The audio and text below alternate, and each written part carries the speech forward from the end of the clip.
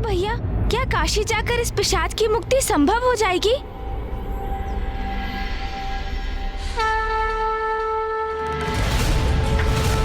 महादेव ने अपने रुद्राक्ष से एक पावन नगरी का निर्माण किया जिसका नाम है काशी।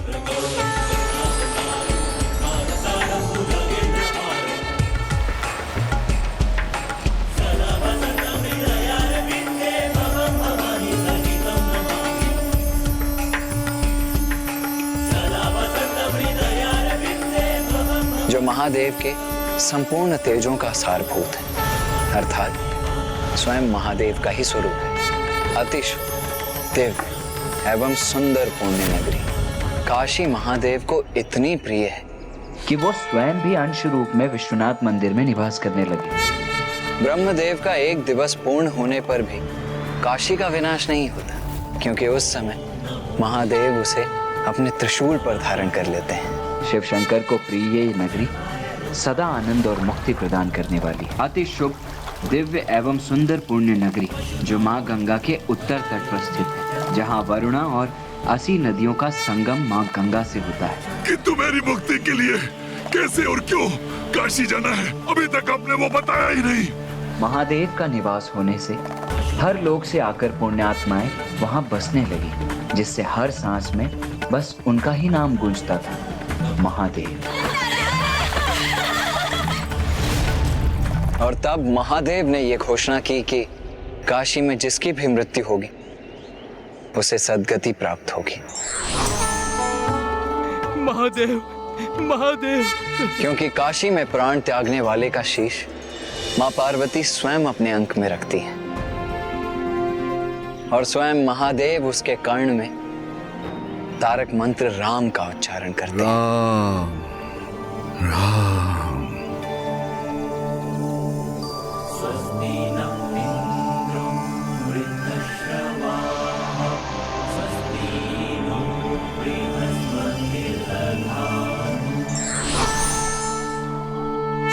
किंतु भैया, तारक मंत्र राम है, वो तो भविष्य में नारायण के अवतार का नाम है ना भैया?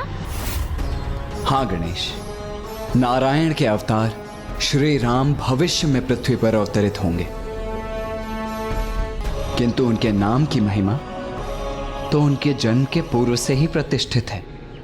राम शब्द में नारायण के नाम से र और महादेव के मंत्र ओम नमः शिवाय से म अक्षर सम्मिलित है, और ये महादेव और विष्णुदेव के एक होने का ही प्रतीक है। इसीलिए गुरु वशिष्ठ ये नाम एक दिव्य और पूर्व नियोजित रूप से महाराज दशरथ के प्रथम पुत्र को देंगे, जो मामा श्री विष्णुदेव के ही अवतार होंगे। और गणेश, राम नाम की तो ऐसी महिमा है कि पिताश्री तो सदैव राम नाम का ही जप करते रहते हैं। राम, राम, राम, राम। और राम नाम के उच्चारण के साथ ही वो जीवों को सद्गति भी प्रदान करते हैं। किंतु मेरी तो मृत्यु हो चुकी है, फिर मुझे वहाँ मुक्ति कैसे प्राप्त होगी? क्या हुआ? आप शांत क्यों हो गए? बताइए ना, कैसे प्राप्त होगी मुक्ति मुझे? तुम्हारा ये प्रश्न तो सर्वथा उचित है ज्ञानारी। तुम्हें मुक्ति प्रदान करना कोई सरल सहज कार्य नहीं होगा, क्योंकि जब तुम जीवित थे तो तुमने अनेकों पाप किए, ईश्वर की अवहेलना की, और उसी के कारण तुम पिशाच योनि में आए। किंतु काशी एक दिव्य और पावन स्थली है, और मुझे विश्वास है एक बार हम वहाँ पहुँच गए तो तुम्हें मुक्ति प्रदान करने का भी कोई ना कोई मार्ग अवश्य निकल आएगा। तो यहाँ क्यों प्रतीक्षा करें? चलिए चलिए प्रभु, काशी चलिए प्रभु, चलिए चलिए प्रभु, चलिए चलिए। वहाँ चलकर मेरी मुक्ति का कोई मार्ग ढूंढिए प्रभु, चलिए। चलेंगे, अवश्य चलेंगे ज्ञानारी, किंतु उसके पूर्व मुझे और भैया को माँ और पिताश्री से इसकी अनुमति लेनी होगी। इसलिए सर्वप्रथम हमें कैलाश लौटना होगा। जो भी करना है शीघ्र कीजिए, क्योंकि अब मैं इस पिशाच योनि में और अधिक समय तक नहीं रह सकता। अति पीड़ा में हूँ मैं। माँ, पिताश्री, हमें आपसे एक विशेष अनुमति चाहिए। किस बात के लिए विशेष अनुमति पुत्र? माँ, हमें काशी जाना होगा।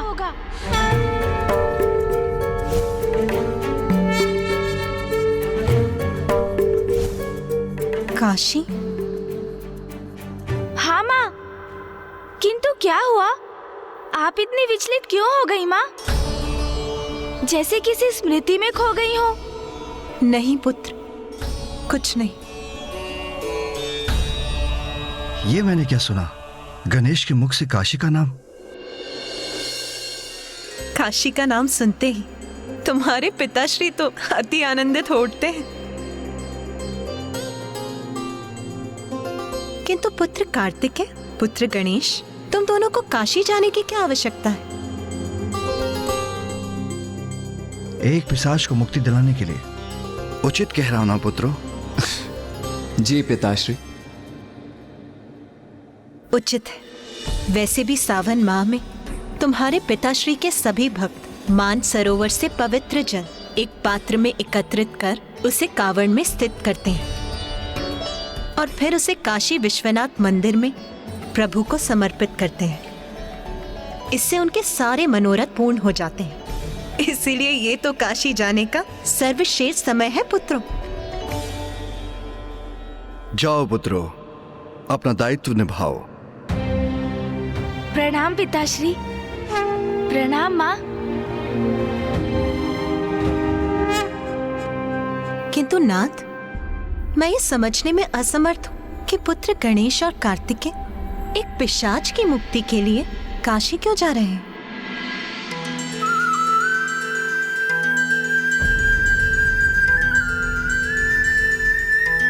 मैं समझ गई नाथ, ये सब आप ही की लीला है। और मेरे विचार से अब समय आ गया है। काशी में स्थित मेरे अंश को वर्षों बीत गए हैं और अब आप उसका वियोग सह नहीं पा रहे हैं। हाँ उमा, आप अपने अंश के रूप में काशी में स्थित हैं और मैं आपके अंश से वंचित रहकर अपूर्ण रहने पर बाध्य हूं। काशी, मेरी सुंदर काशी नगरी, जहां मेरी उमा का अंश मेरी प्रतीक्षा में है। मेरी काशी, जिसका परित्याग करने पर मैं विवश हो गया राजा दिवोदास के कारण। महादेव, काशी में एक ही राजा हो सकता है। अब वो आप हैं अथवा मैं। इसका निर्णय आपको लेना है। यदि मुझे यहाँ राज्य करना है तो आपको यहाँ से प्रस्थान करना होगा।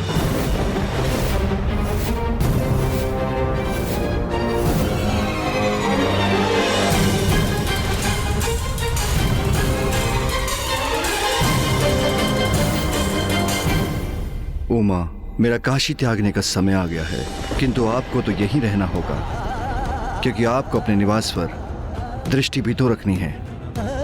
किंतु स्वामी, स्वामी रुक जाइए स्वामी।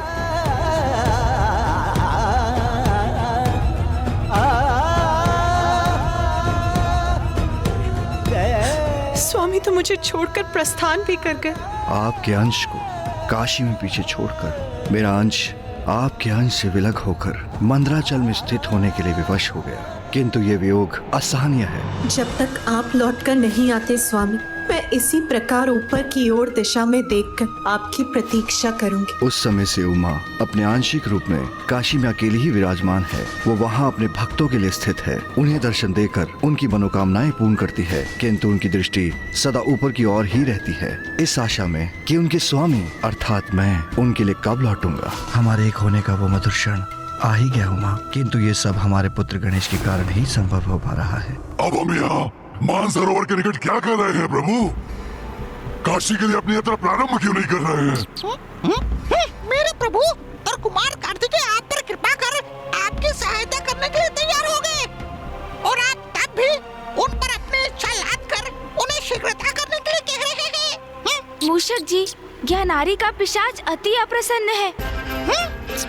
वो शीघ्र मोक्ष प्राप्त करना चाहता है, इसीलिए वो इतना अधीर हो रहा है। आप समझने का प्रयास कीजिए मूषक जी। जिस स्थिति में वो है वो अत्यंत कष्टदायक अवस्था है। उचित है प्रभु। किंतु ज्ञानारी, आपको थोड़ा धीरज रखना होगा, क्योंकि काशी यात्रा आरंभ करने के पूर्व कुछ विधि विधान का पूर्ण होना अनिवार्य है। सर्वप्रथम हम मानसरोवर से पावन जल लेंगे, फिर उस जल को कावड़ में स्थित कर शिव भजन गाते हुए काशी की ओर प्रस्थान करेंगे।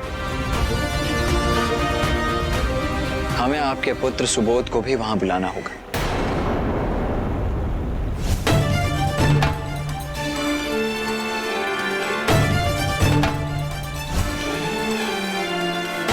क्योंकि श्राद्ध आदि कर्म पुत्र के द्वारा ही किए जाते हैं।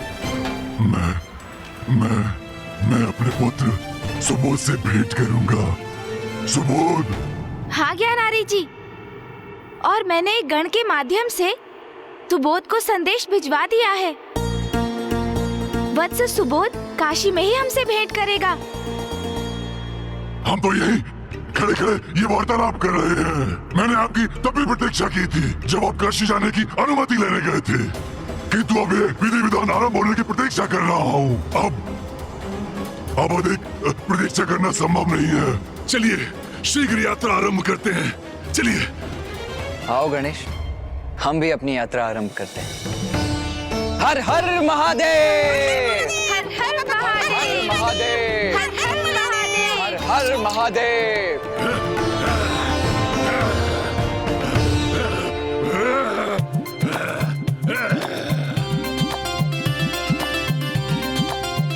हर हर हर महादेव। हर हर हर हर महादेव। सब काशी जाए, चलो दर्शन पाए, बाबा को मनाए, कांवर को उठाए, उन्हें जल चढ़ाए, शिव भजते जाए। बोलो हर हर महादेव।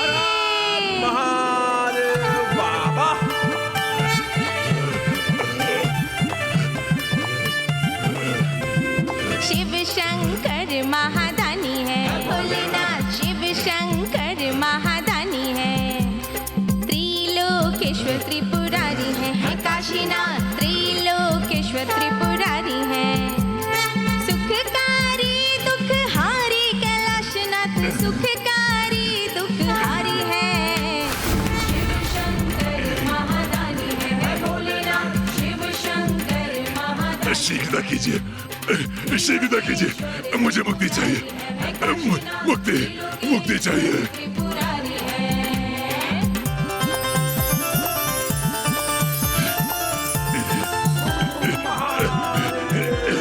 राह कठिन सरल हो जाए, सच्चे हृदय से पग जो बढ़ाए। राह कठिन ये सरल हो जाए, सच्चे हृदय से पग जो बढ़ाए। कांवर जल कांधे पे उठाए, बाबा हो प्रसन्न शिवलिंग पे चढ़ाए। हर लेंगे दुख भारी अब विश्वनाथ, हर लेंगे दुख भारी रे। शिव शंकर महादानी है, भोलेनाथ शिव शंकर महादानी है। त्रिलोकेश्वर त्रिपुरारी है, काशीनाथ त्रिलोकेश्वर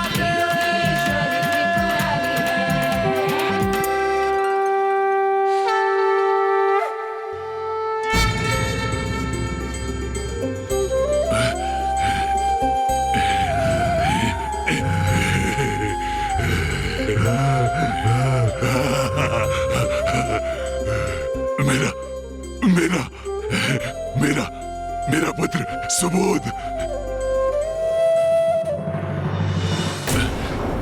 सुबोध मेरे पुत्र, मैं तुम्हें अपने वक्ष से लगाना चाहता हूँ पुत्र। आलिंगन करना चाहता हूँ तुम्हारा मेरे पुत्र। किंतु मैं तो पिशाची योनि में हूँ, किंतु ये संभव नहीं पुत्र।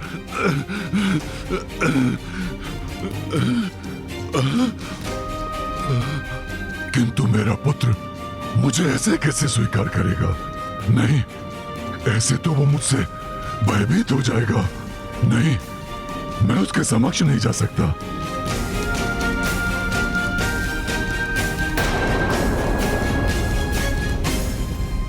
प्रभु।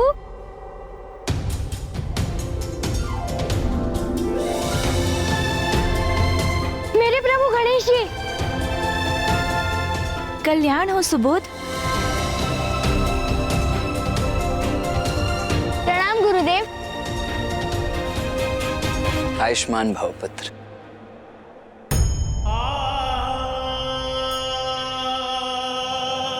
नहीं, मैं अपने इस रूप में अपने पुत्र के समक्ष नहीं जाऊंगा। उसकी दृष्टि अपने इस क्रूर विकृत पिता पर नहीं पड़ने दूंगा। प्रभु, आपका ये संदेश पाकर मैं अत्यंत प्रसन्न हुआ। बताइए, आपका इस अनन्य भक्त के लिए क्या आदेश है? वत्स सुबोध, तुम्हें एक अत्यंत महत्वपूर्ण कार्य करना है। एक ऐसा कार्य जो एक पुत्र को अपने पिता के लिए करना ही होता है। पिता के लिए एक आवश्यक कार्य?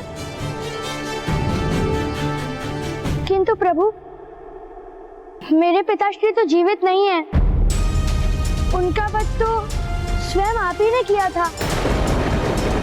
हाँ वत्स सुबोध, तुम्हारे पिता का वध तो मेरे ही हाथों हुआ था, किंतु मृत्यु के पश्चात उनका श्राद्ध और पिंडदान ना होने के कारण उनकी आत्मा पिशाच योनि में चली गई है, जिससे उन्हें मुक्त कराने के लिए उनका श्राद्ध करना होगा तुम्हें। क्या मेरे पिताश्री पिशाच योनि में हैं? उन्हें अब तक मुक्ति प्राप्त नहीं हुई, किंतु कहाँ है वो? कहाँ है मेरे पिताश्री प्रभु? कहाँ है वो?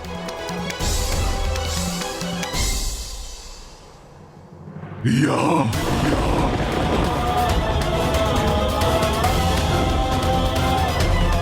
पिताश्री? नहीं, नहीं, नहीं पुत्र, नहीं, नहीं, नहीं। मैं तुम्हारा वो पिता नहीं हूँ जिससे तुम परिचित थे। अब अपने इस कुरूप और भयंकर रूप में मैं तुम्हारे समक्ष आने में संकोच कर रहा हूँ। कहीं तुम मेरा ये रूप देखकर भयभीत न हो जाओ। पिताश्री, एक पिता से पुत्र कदापि भयभीत नहीं हो सकता है।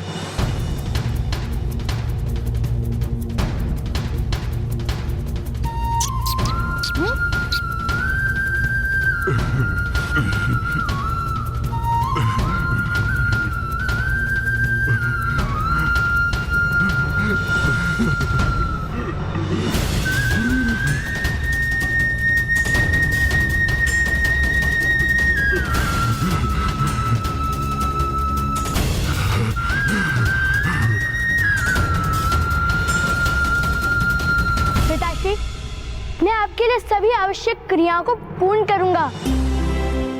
आपके प्रति अपना कर्तव्य निभाऊंगा, जिससे आपको इस योनि से मुक्ति प्राप्त हो सके।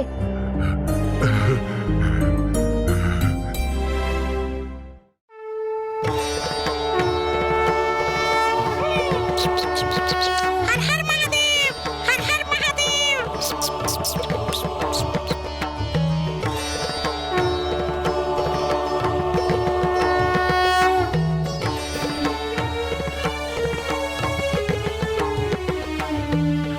कैसे मिलेगी? अर्थात मेरी मुक्ति। शीघ्र चलिए प्रभु, शीघ्र चलिए प्रभु। नहीं, हम ऐसे आगे नहीं बढ़ सकते। इस भूमि पर पांव धरने से पूर्व हमें इसका नमन करना अति आवश्यक है। ये भूमि तो अत्यंत पावन है, क्योंकि यहाँ मां स्वयं अपने अंश के रूप में विराजमान है।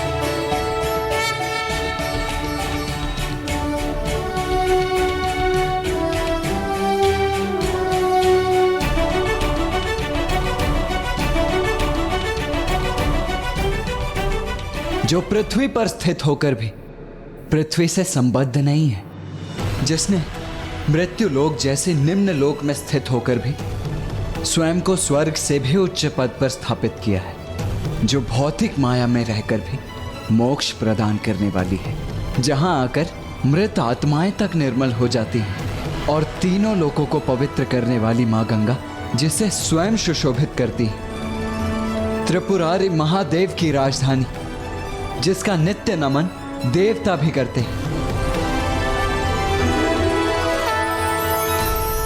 हे काशी नगरी, हम भी आपका नमन करते हैं।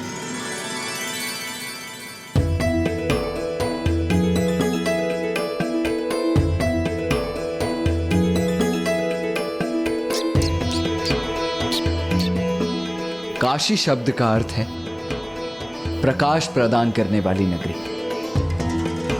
जहां आकर संसार का मोह ही मिट जाता है, अहंकार मिट जाता है और ये गूढ़ ज्ञान प्राप्त होता है कि जीवन की सार्थकता तो मात्र सत्कर्म करने और ईश्वर से जुड़ने में है।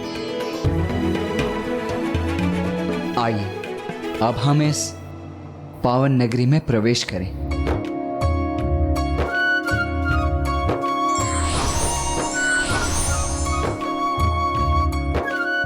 हर हर महादेव, हर हर महादेव। आइए ज्ञानारी जी।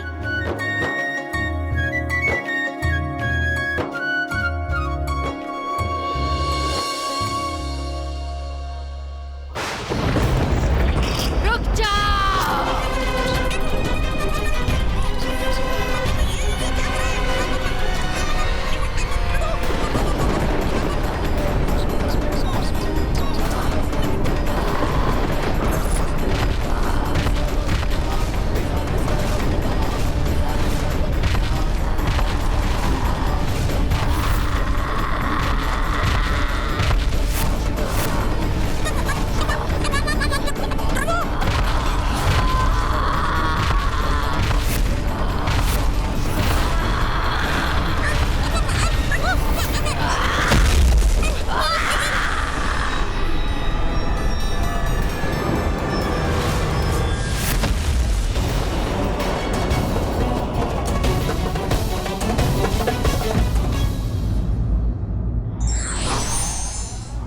प्राणी कितना भी शक्तिशाली क्यों ना हो, उसे अपने कर्मों का फल भुगतना ही पड़ता है।